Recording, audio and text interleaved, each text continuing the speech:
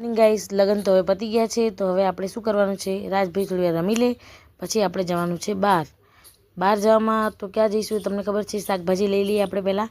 ચલો હવે રિક્ષામાં બેસી ગયા છીએ, રિક્ષામાં બેસી ગયા એટલે આપણે જવાનું છે આપણા ઘરે. તો ઘરે જતા રહ્યા છીએ. હવે શાક રોટલી બનાવી દીધી, શાક રોટલી બની ગઈ એટલે હવે તમને થોડું અમારું પ્રચરણ આપી દઈએ કે આમ થયું તેમ થયું કેમ થયું.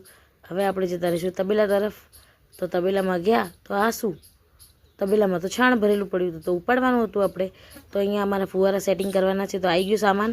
તગારું ધોઈ દીધું છે, તો તગારું ધોવાઈ ગયું અને ટાંકું તમને બતાવી દઈએ.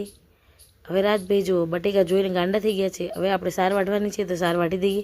અમારી રામ પ્યારી તમે જોઈ શકો છો. તો રાજભાઈ આમથી આમ ફરવા માંડ્યા છે.